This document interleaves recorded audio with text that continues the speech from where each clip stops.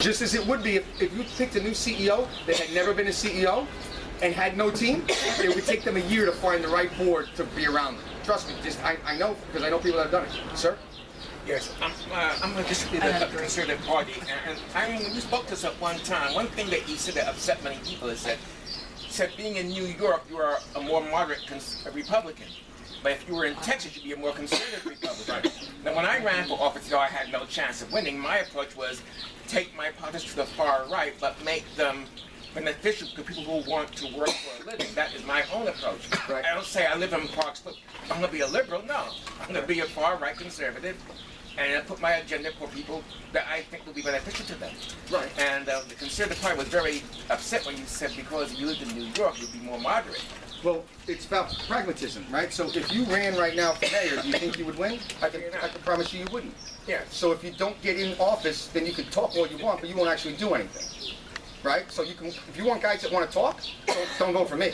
I'm a doer, okay? So the conservative groups marked me down for Superstorm Sandy because they $60 billion and they said he's a spender. Too bad. I'm going to do it again. Okay, because if your house floods, guess what? As conservative as you are, you're going to want Michael Grimm to help you rebuild your life. And you know that's true. Okay, but it's easy to be, and all those conservatives in Texas voted against my Sandy bill. And then when they had their storms, all those hypocrites, and that's what they are, because they're big mouths that don't do anything. They're not pragmatic enough to actually pass any laws. How many laws did they pass? I passed 8 and really 11 because it took 3 out of my name at the end because of legal trouble, more than almost any other member of Congress ever has. So, Superstorm Sandy knocked me. How about the flood bill? These areas, Gerritsen Beach, the Rockaways, these are all our neighbors and friends. Flood rates went through the roof. All the conservatives said, nope, it's a subsidy, we're not going to vote for it. So these people are going to lose their houses? These are people that live in $200,000 and $300,000 houses. These are firemen, these are cops, these are school teachers, nurses. I was the one that carried the water in that bill. I drafted the bill and I got it passed and I got it through. All the conservatives ding me, say, oh, he's going for a subsidy. So if that makes me a moderate, okay, because I believe in delivering for your district, then yes, okay, I can live with that. And if someone that never wants to accomplish anything doesn't want to vote for me and they're going to vote, what are you going to vote for, the Democrat? Go, you know, you see what I'm saying? So there has to be a give and take. If you don't get anything done, then you're not governing. Then what are you doing? All you're really doing is what I said in the beginning. You're talking a lot, you're slapping everyone on the back. Yeah, we're going to go far to the right, we're going to do this, we're going to do that. How many bills did they pass? None. How much policy got implemented? None. So what would you rather have? Would you rather have a guy that when there's, look, the reality is, at the way it works now in Washington, it's so much gridlock that very few single members are getting much done. Okay, the spending bills, for example, the big bills, are all done at the speaker level with the minority leader and the president's office. The individual members are getting those bills the night before and it's 2,000 pages. So what I figured out is, how do I be most effective in people's lives? Because that's what matters to me. Now you could say you disagree with this one policy on the national level and it never even got a vote. So why are you so excited about it? But can I change someone's life here? When a woman comes to me and says, my husband died, he was a veteran, and I can't get my veterans benefits, and it's 2 years and she's gonna lose her house because she hasn't gotten her veterans benefits, and I'm able to solve that problem, that to me is being successful at my job. And that's what most of these members of Congress don't do. I am very heavy in constituent services because I know that the national stuff's not getting done. I mean, other than the tax bill, again, I was in when President Obama was in office. So if I didn't take a pragmatic approach, can you name one conservative bill that passed in the 8 years? No, because there weren't any. So would you rather me sit there and say, you know what, it's not conservative enough, I'm going to do nothing? Because that's a cowardly way out, and I'll tell them that. And I told them that. Some of these guys that were so far to the right said, I won't vote for anything because it's not conservative enough. They're cowards, and they're not being honest with you. The truth is that rather than actually figure out how to fix the problem, they know that if they vote against everything, and I mean everything, then they'll never get a primary from the right, and a Democrat can never beat them in a conservative district. So as long as they don't get a primary, they're just going to vote against everything. Conservative principles and values are extremely important. We now have a president that will pass those. That's the time to try to repeal Obamacare. But to try to repeal Obamacare, for example, and I voted to repeal it, but when it's in the funding bill, people said to me, you weren't conservative enough because you voted for the spending bill anyway, because the other option was to shut the government down. Do you really think that's going to help our country and we're going to win that fight when President Barack Obama is in office? I promise you we're not. So you have to be pragmatic and say, you know what, I don't like what's in this funding bill. I don't like the amount of spending. I certainly don't want to fund Obamacare. I voted against it every time it was a standalone bill. But if I don't, then the government shuts down and then I'm ineffective and I'm not governing. And what's going to happen eventually? Eventually, with the government shutdown, seniors won't get their Social Security. I mean, that's just going to happen. The military won't get paid. And how long before everyone says, oh, well, we got to pay them, and it gets turned back on? And now you just look like you did nothing. You just took a stand for nothing. So I really do believe that you have got to pick and choose your battles. Where you can win a conservative battle, you absolutely should. But if you've got a president in office that his signature legislation is Obamacare, and you're going to put that in a funding bill, it's a poison pill. It's just not practical. And if you know of a way, without 60 votes in the Senate to do it, please tell me, because that's the other thing I'm so tired of hearing. A lot of these far-right conservatives saying, now's the time to take the stand. And when you ask them, well, you don't have 60 votes in the Senate, how are you going to pass the Senate? Well, that's the Senate's problem. We'll pass it out of the House. No, it's our problem. Is there a way we can find something that they really want? Let's talk immigration. Perfect example. They claim that they really want DACA. I've always said from the beginning, that's our only leverage.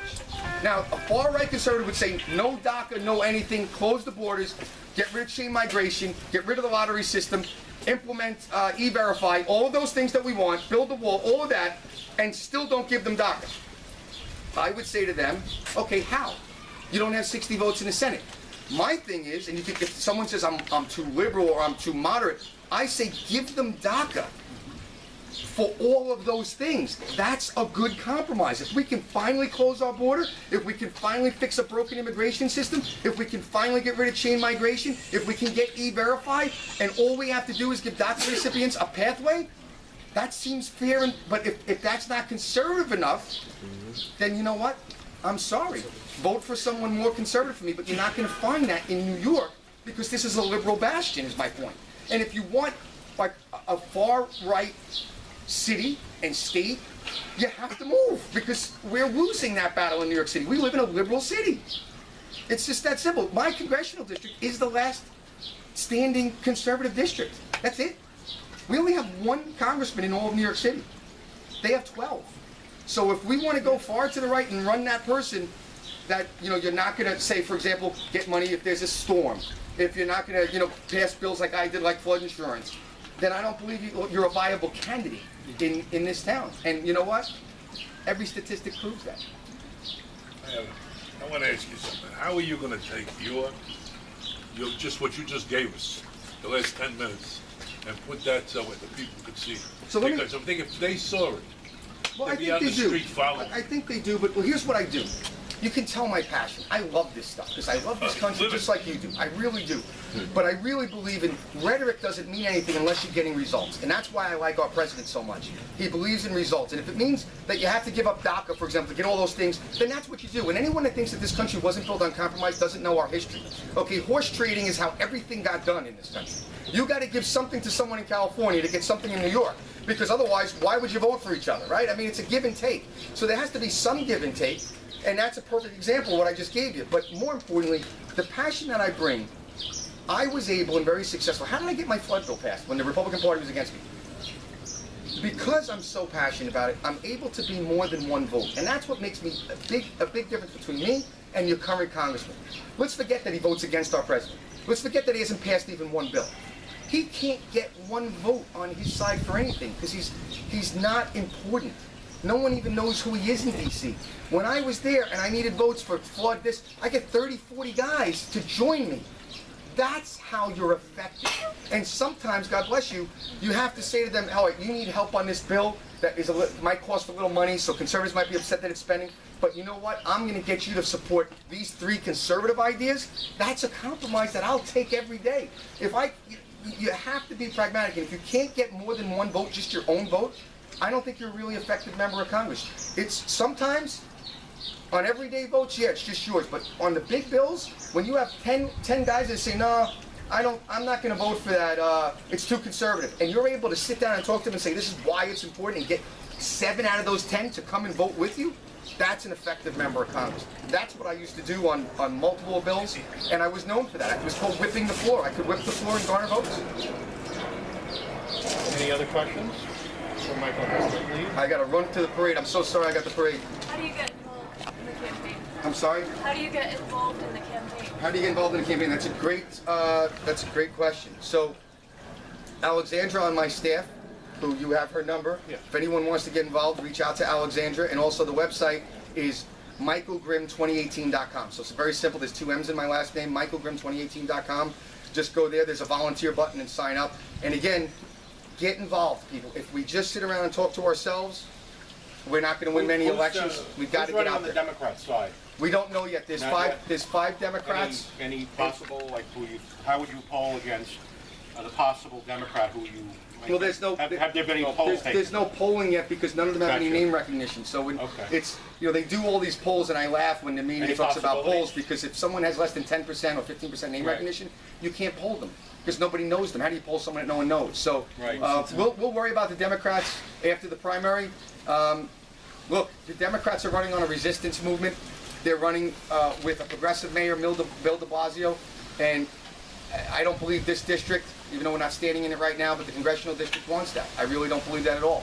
I think they want family values. I think they like the conservative principles that are everyday principles. Hard work should pay off. That we're in the greatest country in the world, not because you're guaranteed an outcome, but because you have the opportunity. Those are the things that have been successful in this country, and it's not going to change. And like I said, our opportunity right now is that we have a president that believes it and is leading on it and is proving to the world that it works. We're back on the world stage. Our enemies were emboldened under Barack Obama. Not anymore.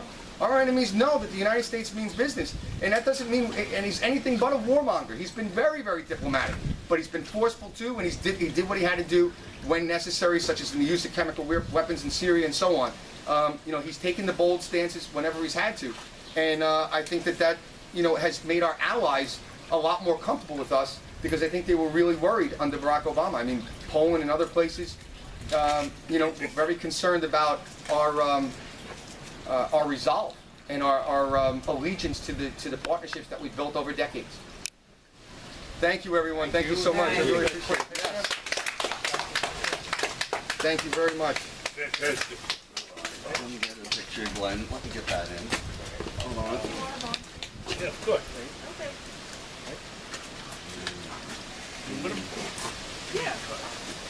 Hey, can you take a picture with me? Also? Sure. Thank you. So you get like 2 of them. Marching the whole mile? Yeah. But it's going to be a 2-second. I'm worried. I'm gonna miss it. Is it taking a picture? Go ahead. You see the little white button on the side? You got to hit that. Yeah.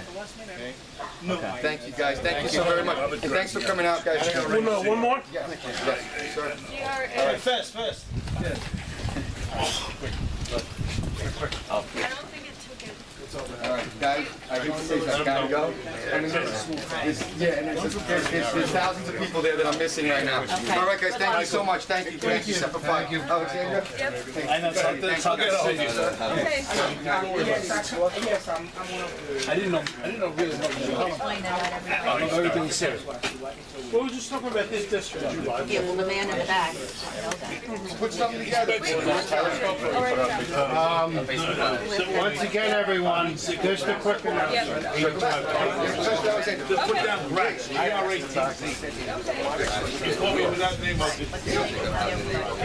Let's do it. I'll tell come. him I was a Marine when he looks it over. Betcha. I'll be up to it. All right, thank you, guys. And Glenn.